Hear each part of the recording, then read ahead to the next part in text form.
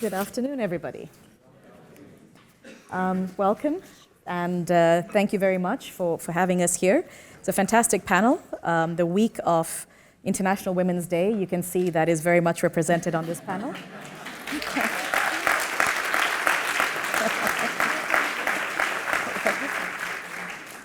Peter over there asked me to go soft with him, so I told him, welcome to the rest of us, how we feel from a day-to-day basis. So we have had quite a bit of discussion as a panel here to say what we want to have is a very engaged discussion, and for that we're going to need a lot of questions coming from you all.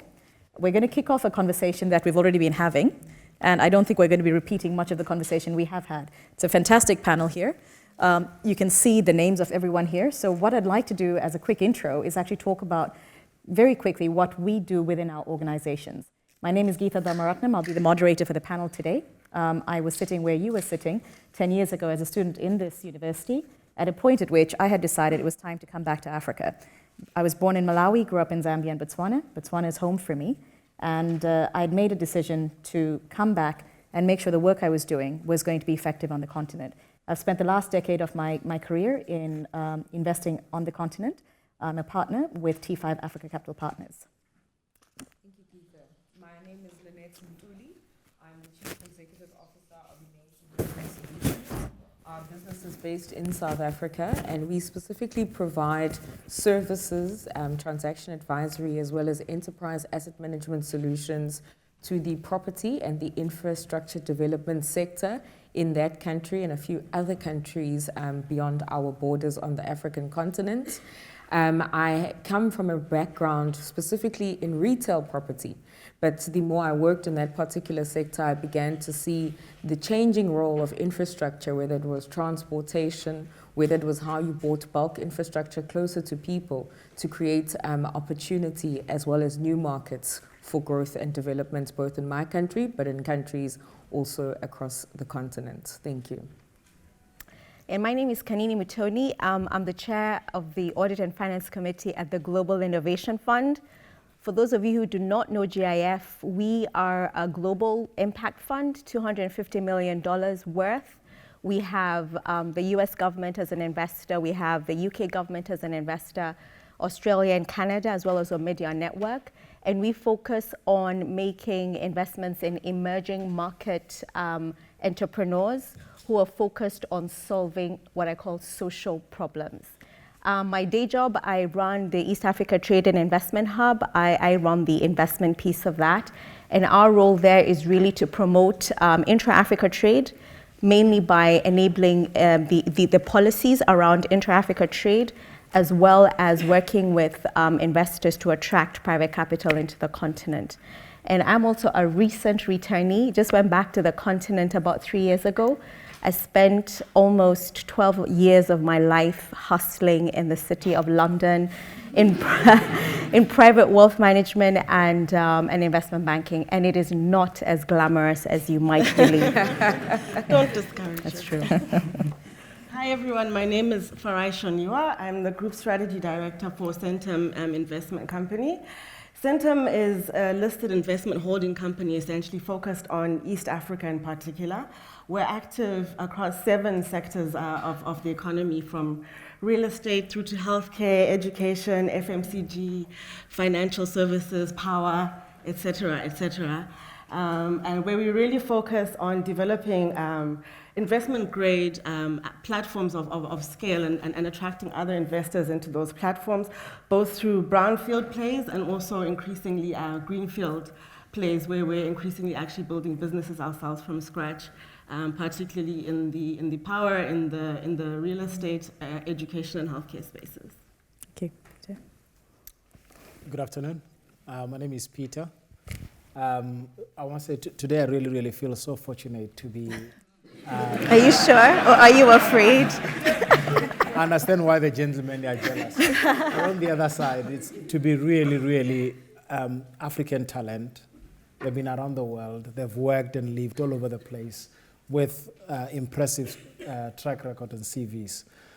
From my side, nothing much to add to them.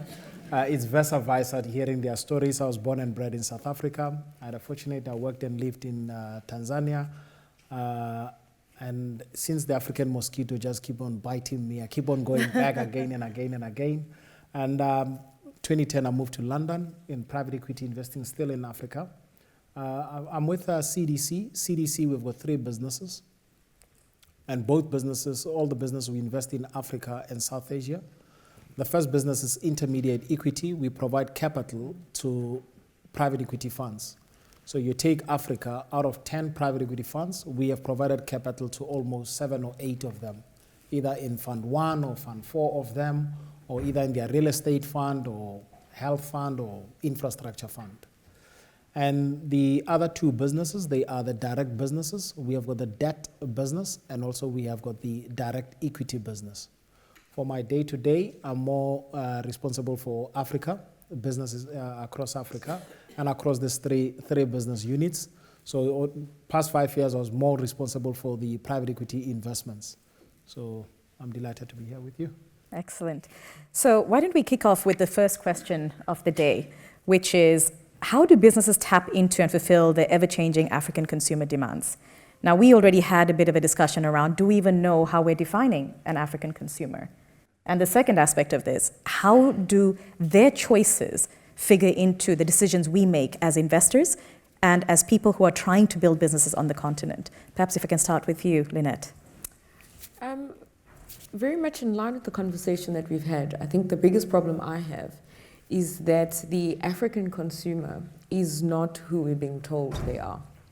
They're complex, they're multidimensional, they're dynamic, they're a globally minded but very locally influenced group of people whose choices, stories, journeys, tastes, and influences haven't necessarily always been taken into account in their definition, but then also further to that in the provision of the goods and the services that more often than not we find on the continent, and that often go on to frustrate us because they're not necessarily designed by us or even for us.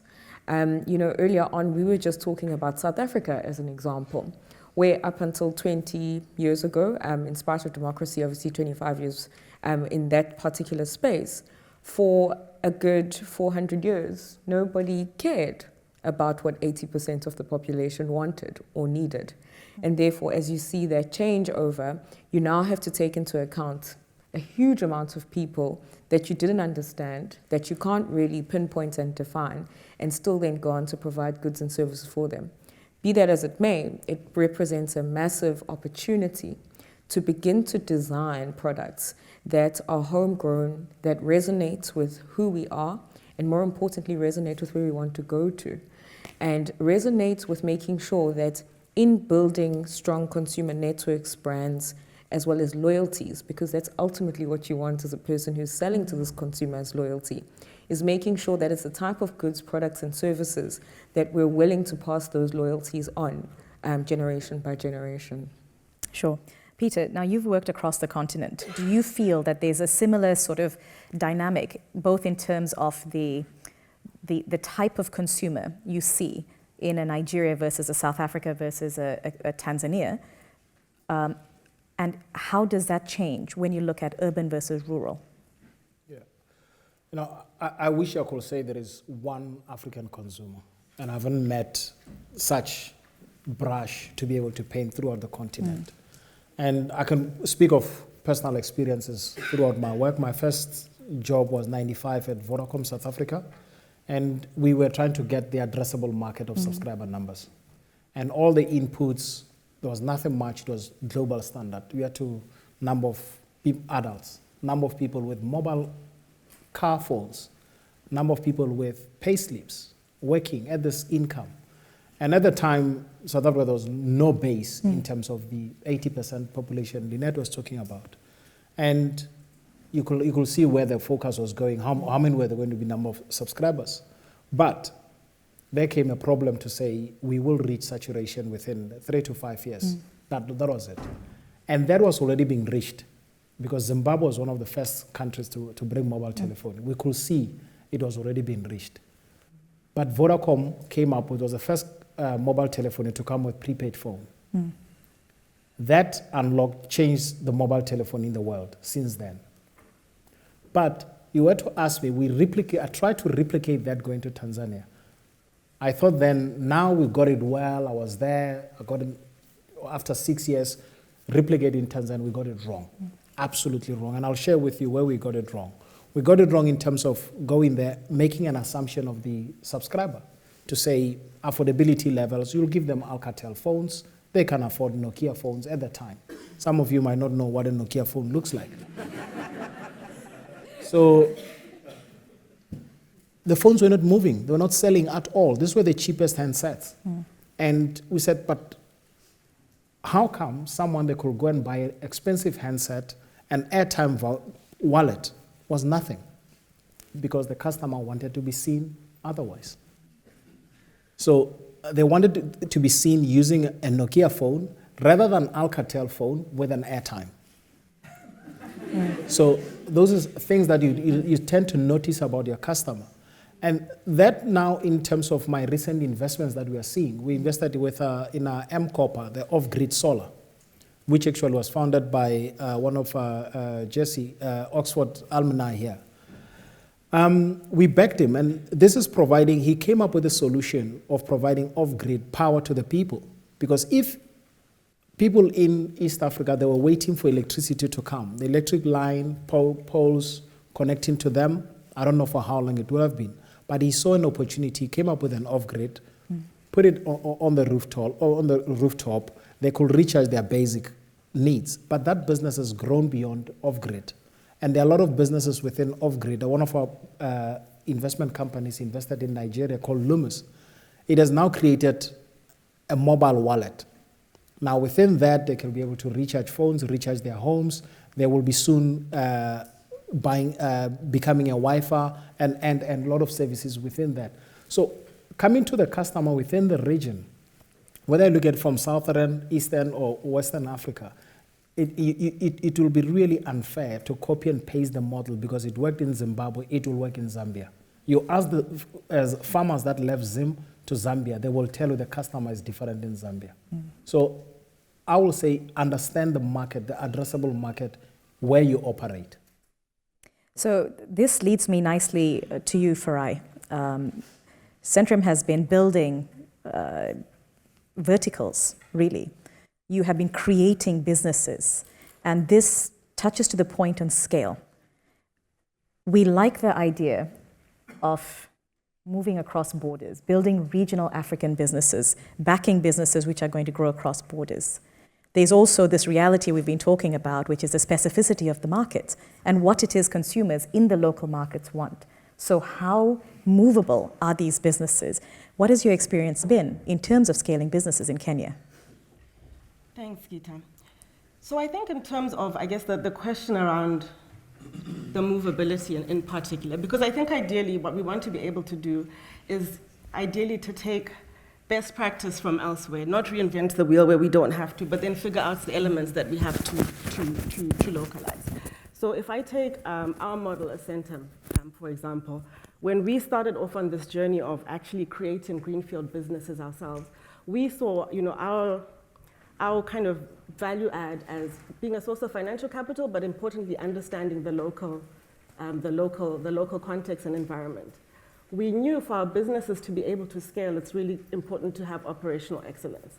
So a big priority for us as we've built these different verticals has actually been bringing in experienced global operating partners who have figured out the economies of scale, et cetera, but then working with them to say, how do we actually make this product, this service relevant for the local market? And maybe an example I can give there is what we're doing in education, which is, I think, a space that there's been a lot of discussion about in today's session. When we looked at the space, similar to many other spaces in Africa, with the emerging middle class, I'll say that even though I heard it's a bit of a bad word to say today, I think, we can't deny that there's increasing demand, particularly for quality education, versus an increasingly constrained supply platform, particularly in terms of what the public sector can provide. And I think, from South Africa to Kenya to Nigeria, we're seeing great examples of entrepreneurs actually coming in and playing in that space.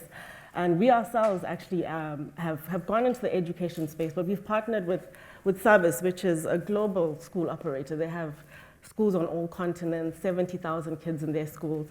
Importantly, a very technology-driven education platform, which allows us to actually bring in a high-quality product at a much more efficient price point that is also appealing to a market that's increasingly savvy, and they want their kids to go to the Oxfords, etc., of these schools and even of this world. And even as they're thinking about where's my kid going to go to kindergarten or grade 1, they're already wanting to see how that journey will play out.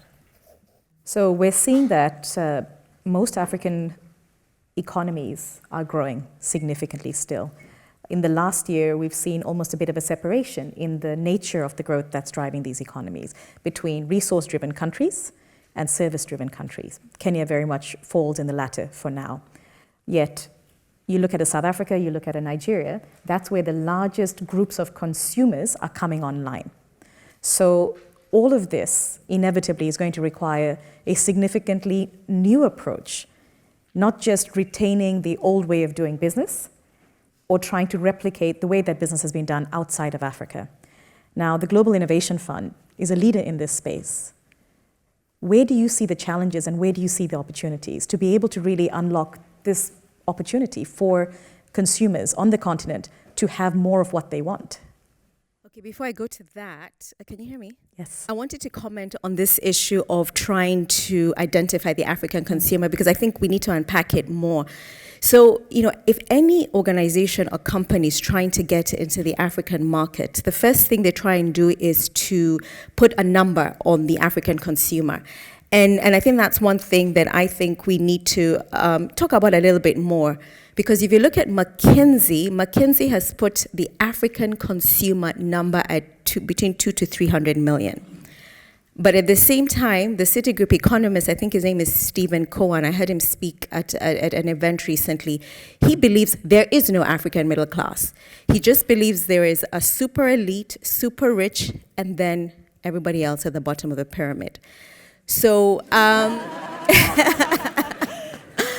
so my question is, somebody seems to be in agreement with Stephen, but I think my issue is, over and above that, maybe it's about drilling down to the numbers rather than trying to categorize people.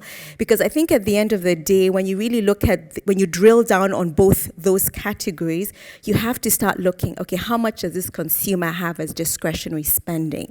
How much does the consumer have left once they've paid for school fees, once they've bought shoes, once they've bought food? Is there money left over for, for luxuries? So I think that's for me the point there, that don't believe the headline numbers. Make sure that you look at the drill down data before you make your huge investment decision. I think that's the first point. And then the second point is there is a myth as well around the African consumer that I must dispel. Whenever you read any article about consumers, especially on the food side, the view is always that the African consumer cannot change tastes. It's so difficult for them to change their tastes.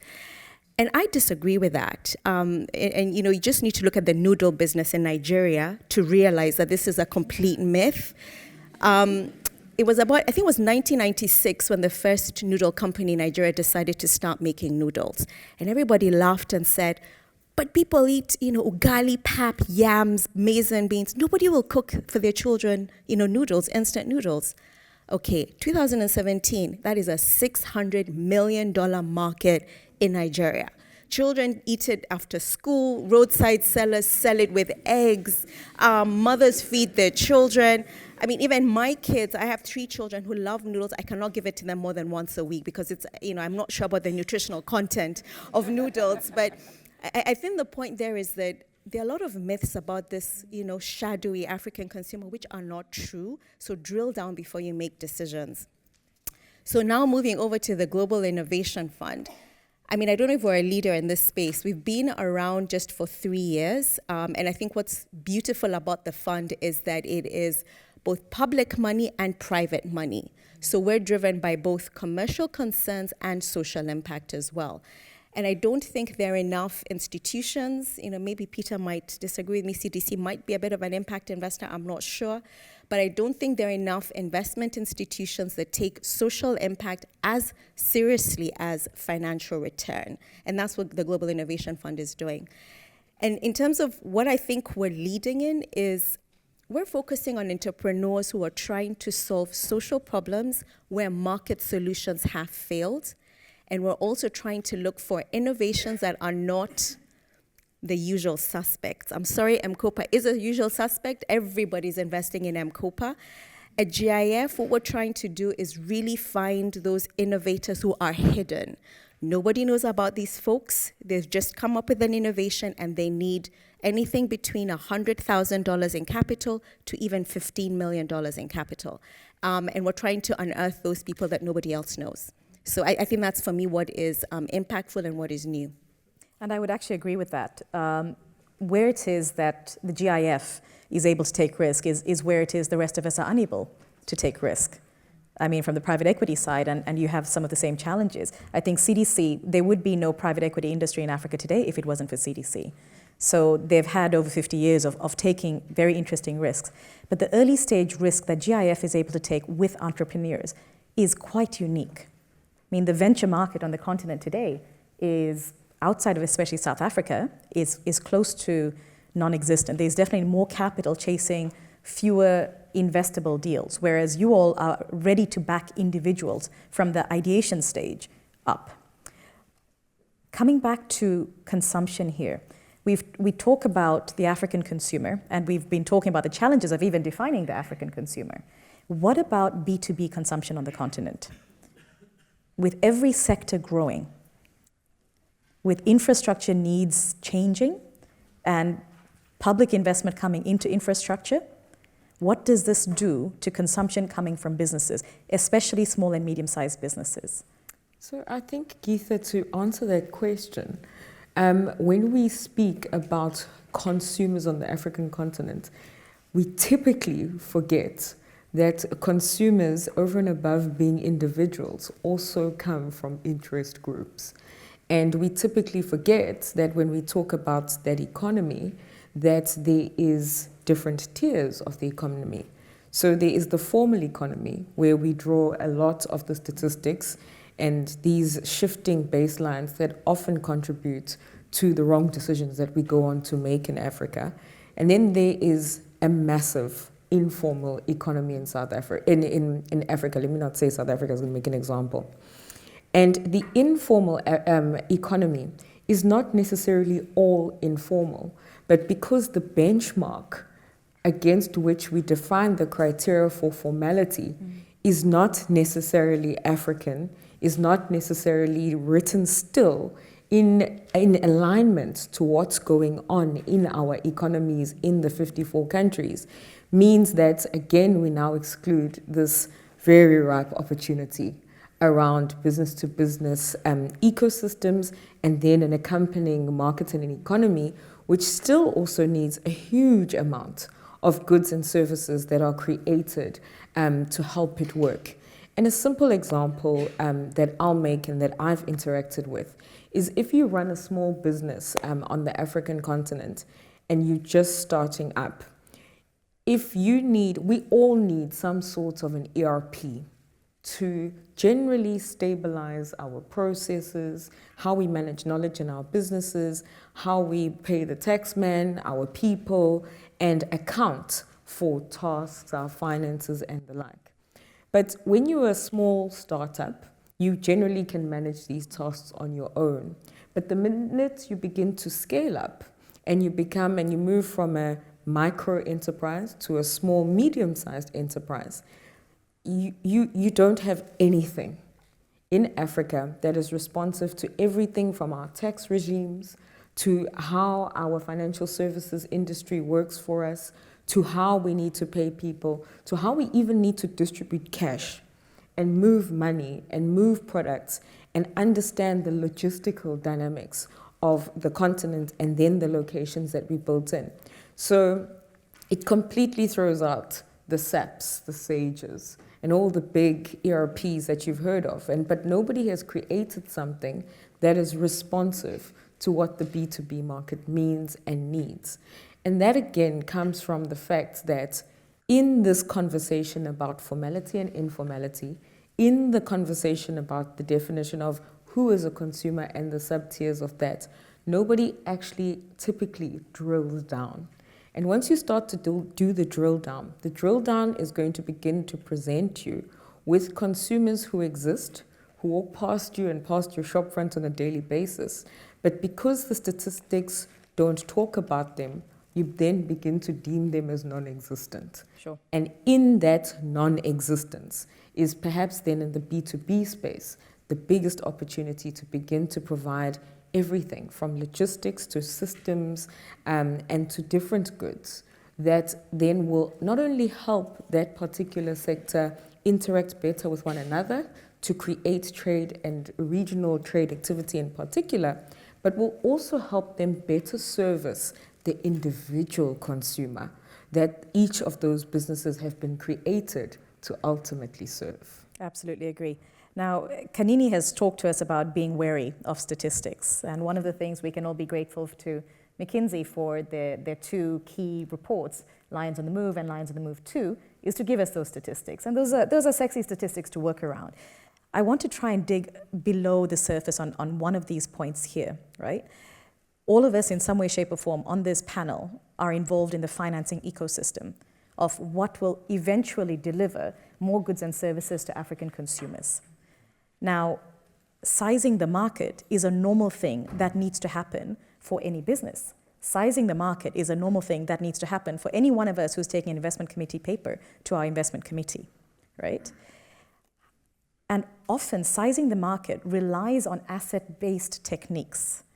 And to Lynette's point, you may not fully understand what it is the customers who are coming through the doors have and don't have. And there may be a massive difference between the assets they have and their ability to pay for this particular good or service. And you see this in places like healthcare very, very easily.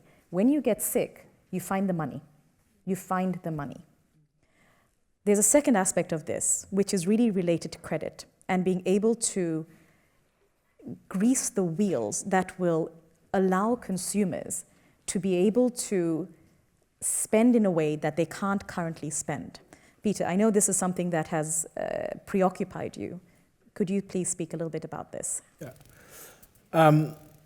This is, if I had a crystal ball, I'll roll it right now and share with you that my strong belief is that the Africa consumer, call it the bottom of the pyramid, the middle, super, wherever they are, they don't have credit today at all. And this is excluding South Africa and some of the North African countries. In the middle, there is no credit. So banking 101, you want to give anyone money, you give them security using immovable assets, which is a house. So you go to the highest number of mortgages in total outside of South Africa is Kenya, with around 23,000 mortgages. I once took Tata Homes to East Africa to do affordable housing as a JV. We went around, when they had this number that there are 23,000 mortgages, they said, is it what the bank underwritten a month? We said, no, this is accumulative. And the guy nearly just told me, Peter, you're wasting my time. If this is annual. So what it does, so if that is the total number of mortgages, so immediately it tells you the banks, they are not going to give you a loan for your car finance, for your cell phone finance, for all other credits you have in other parts of the world. So in Africa, what's going to happen? This is either whatever business, any other form of business you have, we are dreaming about it. Draw it up very quickly, launch it very quickly. Because you will say, I should have done so. And the stats and the wind was blowing, but I did nothing. Because immediately that customer, whether stats they're telling what, they're going to get that credit. You're going to see a boom in spending. And that boom immediately in spending, it's when that market, everyone globally, they will start to understand to say, wow, Africa has risen. And it has happened across the world. It's not going to be like it's something important in Africa for the first time.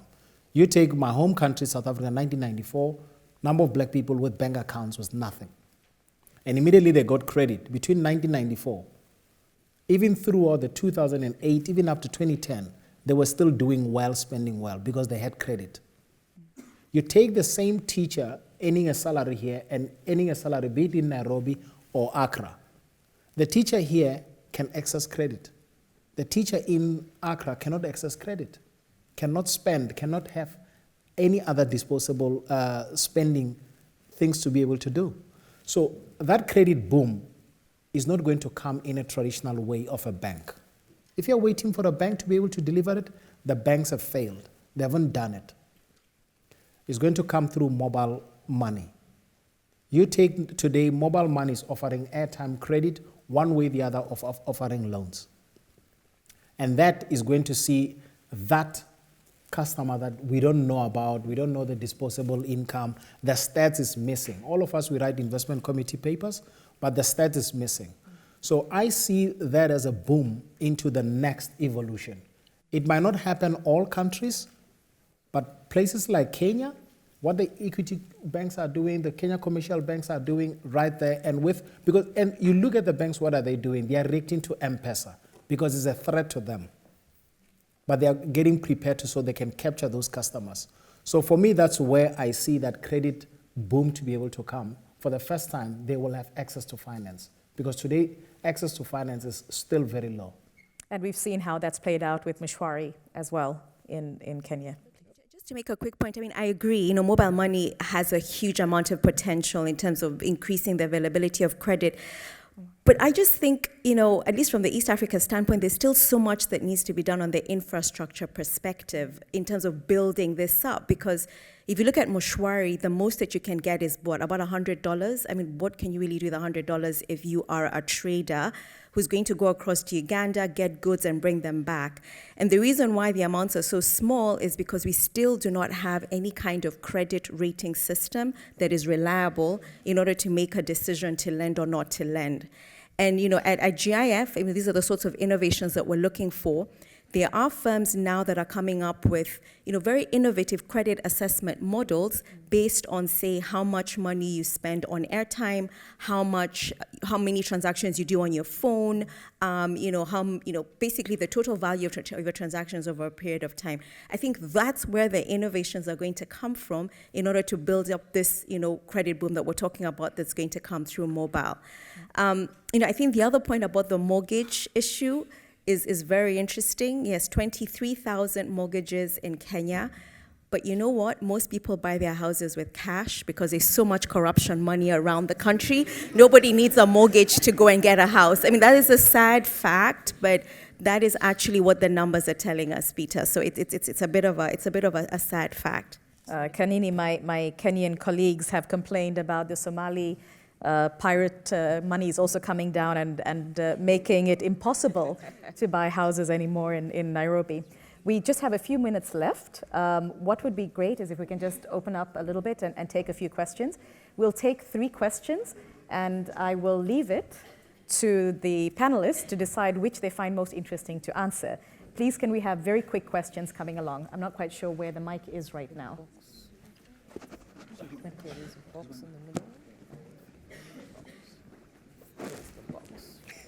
Thank you very much. So I have a comment and a question.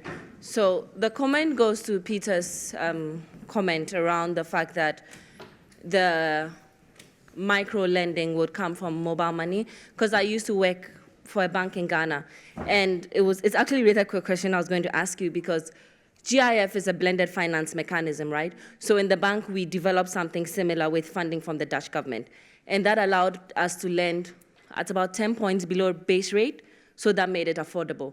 So there is space for the banks if similar structures are actually developed.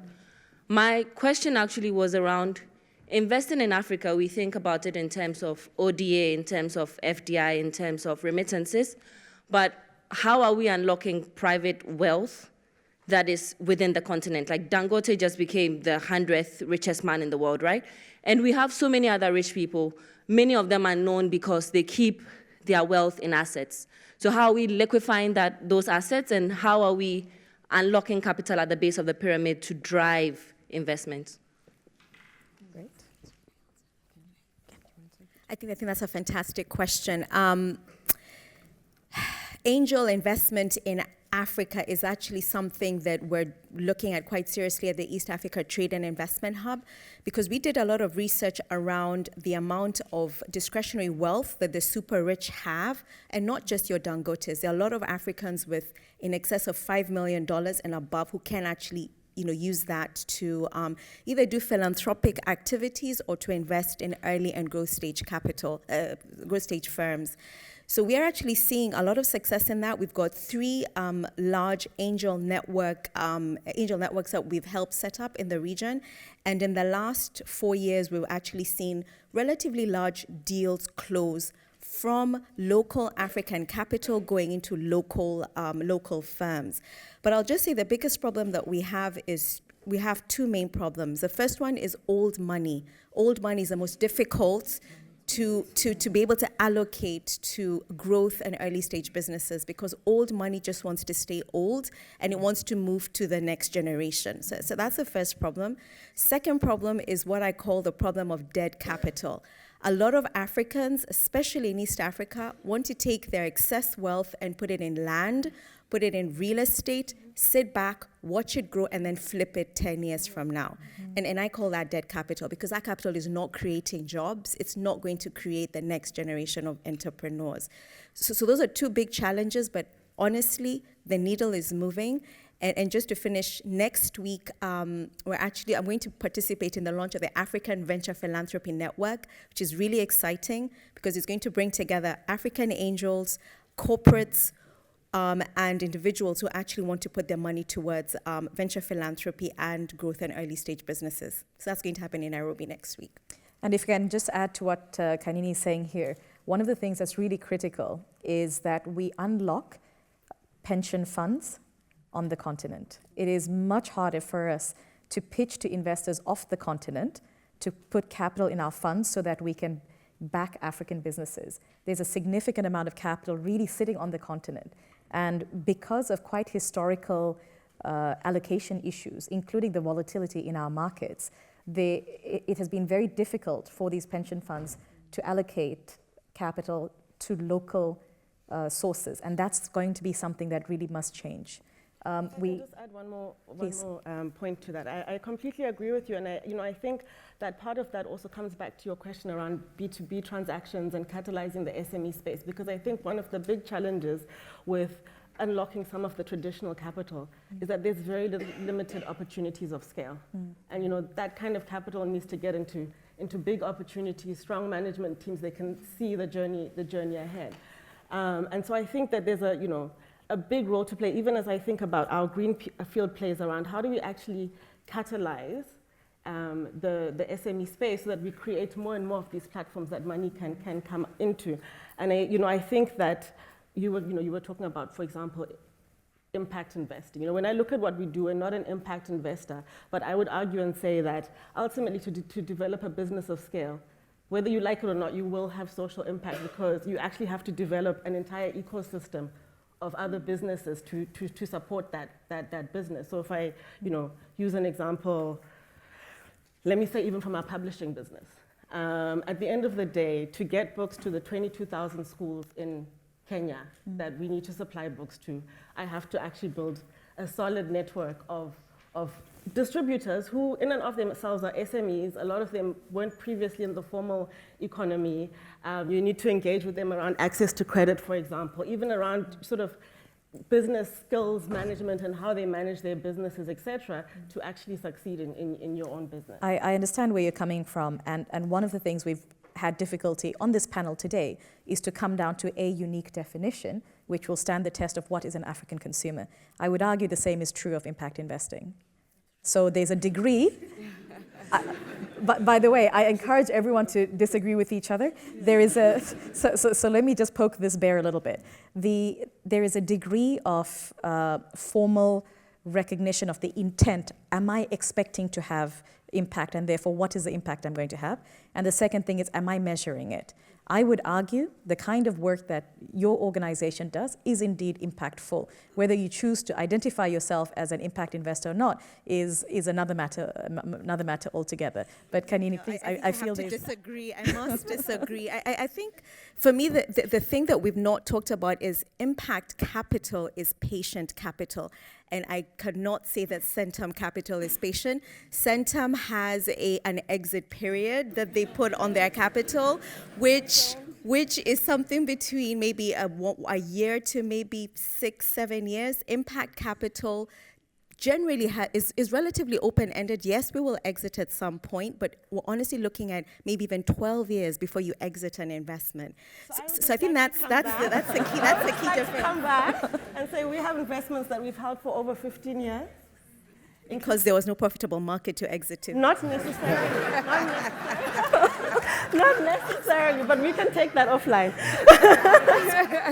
So before we get onto the next question, I think this topic is a relevant one, right? If there's a time period associated with being able to invest in businesses on the continent and overcome the host of issues that we have been discussing over the course of not just this panel, but over the course of the year. This last year has really brought up a lot of the issues that Africa is facing today, going past the blithe headlines of Africa Rising, Africa Basket Case. And one of the things as a group we wanted to focus on is the realities of what we're doing, what we're seeing. We'll take a few more questions.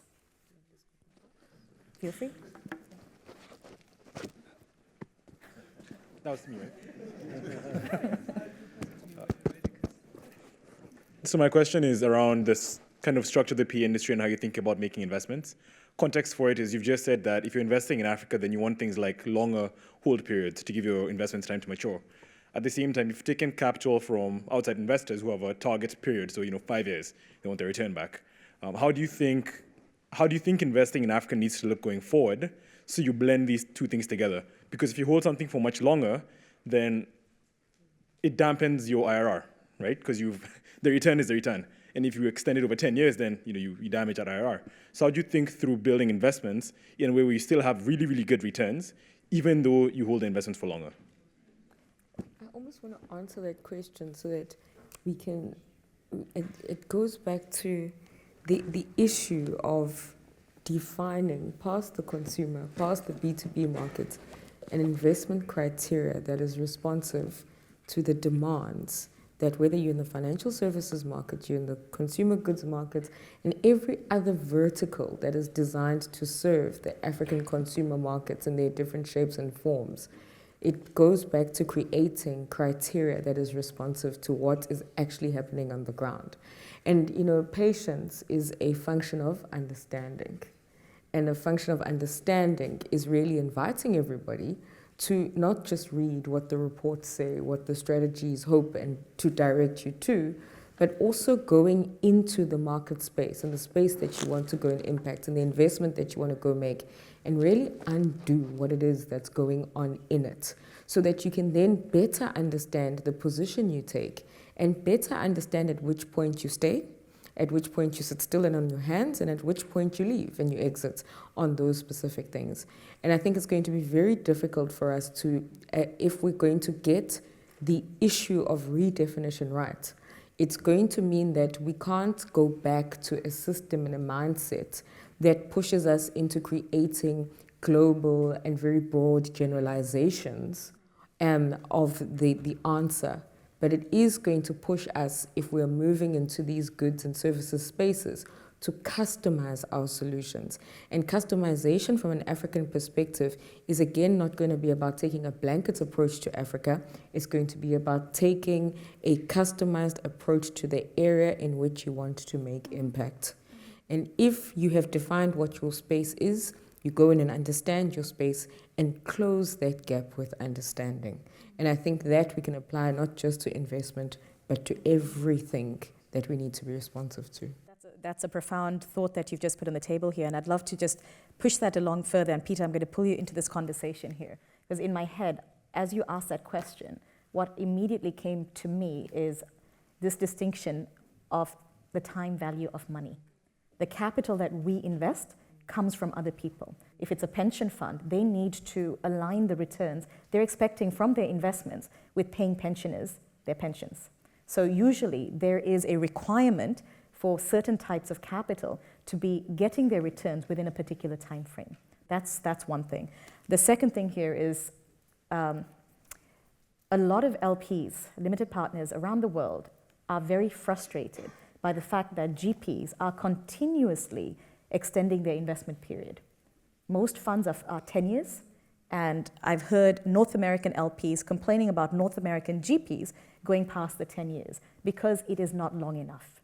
Yet that same LP will insist on a 10-year investment period for the next 50 funds that they're investing in.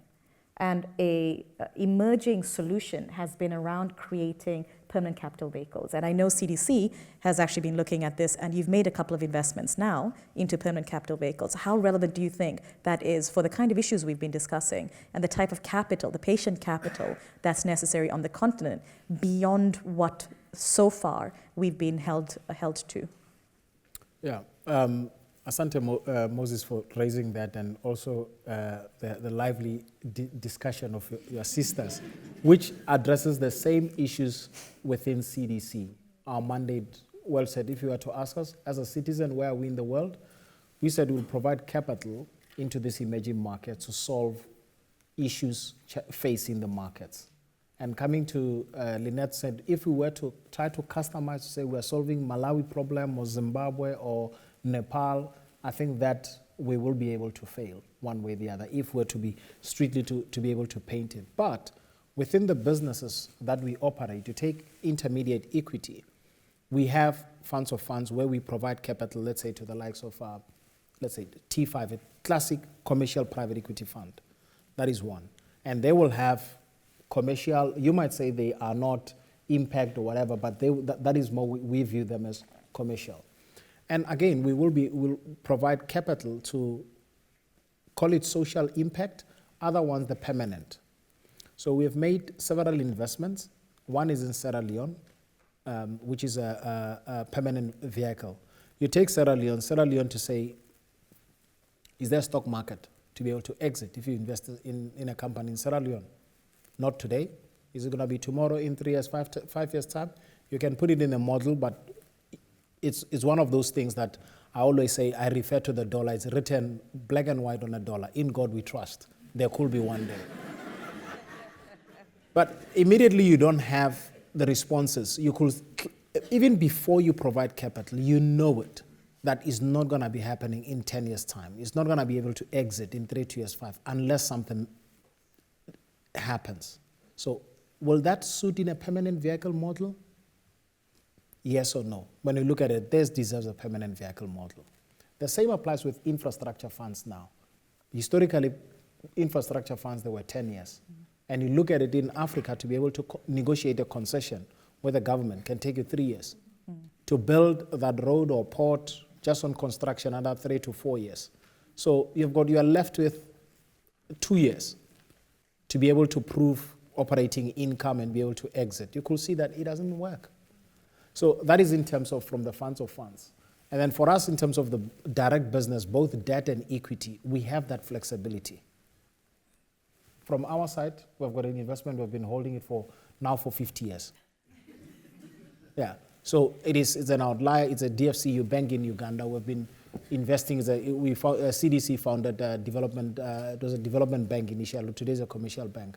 But we could be able to take that longer tenor. And it's not only CDC, there are a lot of development financial institutions trying to do this. And with that, one of my roles is to also try to convince African capital to follow on. Because I keep on telling them, I said, you know what, if you could be able to come, whether you are a Zambian pension fund, you are a Ghanaian pension fund, it makes a difference. Because you will even understand the market much easier to co-invest in that power project, into rail project, into that business, because there is a vote of confidence. So that is one of my role, but it is the most difficult part to be able, they understand it, but then to do it is the most difficult one. But hopefully one day they will get there. But in short, I believe that there is a play for everyone, because there cannot be one solution. Our 55 countries is a lot. Before I come to the next question, one thing to just note. For us as a fund, we believe that it is not diluting the returns that we are offering by making sure that our investments are impactful. Yep. And that, I think, is also something, it's a whole other line of discussion, but I think one worth having, at some point, which is when you look at the continent, it is very difficult to divorce the people whose lives you're affecting through the investments you're making from the financial returns that you're making. It is all, and if we're talking about the African opportunity, is really in a market that is serving not those few people who are flying off the continent for every piece of healthcare, education, purchasing decisions that they're making, but for the people who are living on the continent. This now starts to look quite different. I think we have about a couple of minutes to take maybe 2 questions. I see this lady here who's had her hand up patiently. Hi. Hi, my name is Mame. I'm from Ghana and I currently work at Bank of America Merrill Lynch. I'm interested in what kind of conditions businesses and institutions have to meet before you would consider investing in them. And I'm talking in terms of revenue, profit margin, size. What to you is a business plan that you'd be willing to invest capital in? I feel like we might want to actually start with you, Kanini, first. Okay, so, that's a very broad question because obviously, as you can see, there's a spectrum of investment thesis sitting here. With GIF, to be honest, we would not look at a company unless you have a real impact thesis that is watertight. And what does that mean? We've all been using the word impact here in a very loose manner, but for us at GIF, it's not about how many lives have been saved or how many people have been touched. It's about what is the depth and breadth of the impact, and can that depth and breadth of impact be measured by an RCT, a randomized control trial. So this is really evidence-based investing and not just saying I have impact because I'm employing 5 people or because I'm providing a cook stove to 5 people in Busia. It is not about that. It's really breadth and depth. And just to make it clear as well, the second thing is obviously we are looking for financial return and impact, but we are impact first and then financial return second. And you'll be interested to learn, we also do exits. Exits do happen in the impact investing world, but it's just a different set of criteria that say maybe Centum would follow before they decide to make an exit. Our exit situations would be covered by other criteria, not dilutions. It would be more on the impact story, if you like. The other criteria is business has to be in emerging markets. We haven't really done as much as we would have liked to do in Asia. Portfolio is still Africa heavy, so we're looking really for more investments in Asia and Latin America. Farai, would you be able to perhaps answer that question from the perspective of building these platforms? Because you're bringing together multiple assets and having a greenfield aspect to it as well. Sure. And I guess to the point my esteemed colleague was making, our investment thesis is a little bit different. For us in the greenfield space, we've really taken on the task of doing the heavy lifting ourselves to bring the pieces together. I think in the context of that, the type of opportunities that we would look at are opportunities that are adjacent or are value adding in terms of the broader greenfield platforms that we're developing. So if I take, for example, healthcare, where we have a very advanced project that we're actually just about to break ground on in the delivery space. Our platform is very, very much focused on healthcare delivery from primary through to tertiary, but one would argue that there are a lot of enablers to healthcare. They maybe a business, for example, around an emergency medicine service, for example, that has great synergies and fits nicely into that broader platform. I think that's more the way that we would look at it, more around the strategic fit. And I think because our approach is greenfield and we are used to even starting things from scratch, I would argue that things, for example, how big is it, the revenues, et cetera, we'd be less concerned about that and more concerned around what value the idea or the business can add in the context of the broader platform. I feel it's worth just mentioning, and I think it goes back to the question that you've asked. there is a diversity of financing options available on this panel and for businesses on the continent. What I think is quite exciting is the opportunity today to go from either investing in an existing business, whatever size there is. McKinsey counts that there's about 400 businesses making revenue of over $1 billion on the continent. How many of those are open to getting capital from funds? The biggest opportunity is actually in the small and medium-sized businesses. It's in getting creative and innovative with how you're building these businesses. Again, from the ideation stage going up, it's just much harder finding that capital, which is why what the Global Innovation Fund does is so important. And then there's the deliberate building of these platforms, which is saying, okay, there is an overall opportunity here, but it's going to take a number of assets and a number of opportunities that we need to meld together and then have functioning as one business. I mean, on the other end of the spectrum, you have the work of what CDC has done. Kenya is the largest exporter of tea in the world today. It took CDC, over 2 decades to create the Kenyan tea plantation business? I mean, and it comes to the point of patient capital, how long is the string, and creating these industries. And it's that vision of the entity with that patient capital to your business. I don't know in terms of Kwame what your business in mind, but I think from the business people that you are submitting whatever, it has to show it will have legs, it can run, sustain itself for how long? Yeah, because capital is there.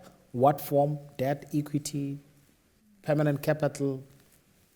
I keep on saying, one thing that I've noticed in Africa, there is capital. You ask a lot of people, there's lack of investment opportunities. So Peter, what you've just given here is what I hope is a closing point of optimism from you, but but I would really appreciate if the three of you could also sort of give us your optimistic view of what it's going to take now. Thanks, Geetha. I think for me, I'm really excited and encouraged by not only the potential, but the things that I see start to happen around us, actualizing the potential. I think for me, in closing, the one point that I wanted to make is I feel like we've talked a lot today about the African consumer and investing in Africa in a very kind of abstract way in our smart clothes in Oxford with all our big words. But the reality is, I mean, just winning in these markets, accessing the consumer, it's grit and it's hard work. And I'm sure all of us here have stories to tell of literally being in a trench somewhere covered in dirt. I mean, that's actually the reality. I think there was a young lady who spoke this morning about standing on a mound of sand trying to find connectivity. And I think those are some of the challenges, but it's also what makes it really exciting and inspiring, because I think despite the battles, despite the hustle, there's always this sense of breaking ground, and you're kind of making the impossible possible, and you are literally kind of changing the face of. Often it's it's so tangible. You're changing the life of an individual, and over time you can see how you're changing the face of a country, whether you're kind of a Centum or a GIF. I think.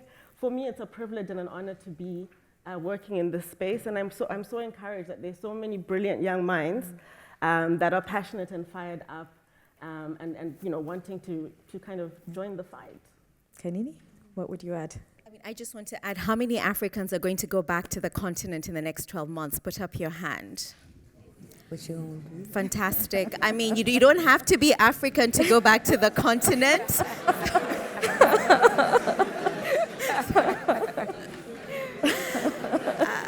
Sorry about that. No. Go ahead. You don't have to be African to be going back to the continent. Guys, we're almost. You don't have to be African to going back. The point is that I'm trying to make, actually, just to say, as I said earlier, 90% of the impact capital that's been deployed in East Africa is going to expat entrepreneurs, people who are educated in the US, in Europe. So it's a great place to go, even if you're not African. You will raise money. But I think the point I'm trying to make here is that, I made the decision to leave a 6-figure job here and moved back 3 years ago. And I think it was the best decision that I ever made. Moved back with my German husband, with my 3 children, and I would never do anything different. So for anyone who's struggling with that decision, should I go to a place where the lights go off, where there is no water, where there are potholes everywhere, where I can't buy my MAC? You can buy MAC makeup, by the way, in Nairobi and in Johannesburg, yes? Just do it. Just do it. It's the right thing. Great. Lynette? Thank you.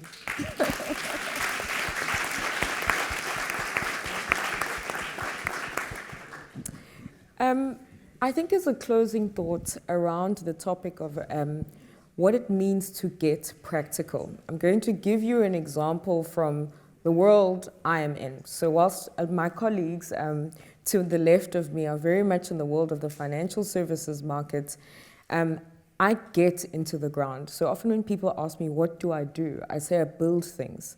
I only get to wear heels at great occasions like this. But in reality, I wear safety shoes every day. And I'm going to give you a story about what practically touching your consumer in Africa feels like. For me, the truth is that we as Africans will not be the home of the next Amazon. The truth is that in Africa today, in order to touch the consumer, to sustain a consumer, you have got to create an environment for that consumer to live, to play, to work. And if that consumer can do those things, they are then able to generate the disposable incomes that our goods and services are ultimately seeking so that they're able to sustain our businesses in turn. So for me, it will be to build a shopping center in a rural, peri-urban neighborhood where grandmothers, mothers with newborn babies, perhaps even migrant laborers would have traditionally had to get on hitchhike, catch a train, and then a bus to reach convenience.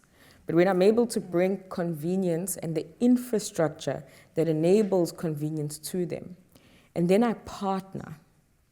And partnership, ladies and gentlemen, in order to create opportunities for our consumers in Africa, is not just about partnering with your financial services partner to deliver the good. It's not just about partnering with everybody in your value chain, but partnership in Africa is partnership with communities. It's partnership with your governments, because our governments desperately need us, particularly as private sector participants, players, as well as influencers, to come to them with ideas, to come to them with projects, to come to them with an open mind that says we can change the service delivery issues and challenges that they have to face. So when we move from partnership, we begin not just to bring the mall and the convenience closer, but then we bring other services and solutions that our customer ultimately needs. You do not have a customer if your customer cannot think and is not literate in order to use their money. You do not have a customer if your customer is unhealthy. You do not have a customer if your customer cannot reach you, whether that is by car, by rail, and by some form of mobility that gets them to you.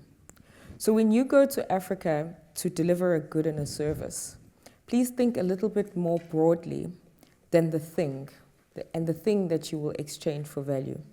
But think broadly in the sense that you become a partner for possibility to verticals that have absolutely nothing to do with the good or the service that you are trained and specifically skilled in delivering. But that as you deliver those verticals that enable you to reach your customer's front door, to come into your customer's home, to come into their wallet, because that's where most of you want to be, right? You need to then become a partner who also changes the narrative of how you reach the customer through channels, through logistics, through infrastructure, and through navigating a heck of a lot of red tape and challenges in terms of service delivery. We're in business specifically, we're in leadership specifically, not to be at the front and not to specifically only make money, but we are also primarily there to serve. So if you can put before the good, before the innovation, before the technology, before the process, before your profit, the imperative to serve the consumer. When you serve someone, you begin to think about, well, what is it that will make them happy? What is it that will satisfy them? What is it that will bring them back for more service? And so I encourage you that as a closing thought, and you start to think about where the practicalities are, and you strategize about what practicality is to put service in the middle of that. And if you can put service in the middle of that, you will not just go to either the challenges or the opportunities, but then you will really get to the nitty-gritty of practically getting to their front door, into their home, and ultimately into their wallet. Thank you very much.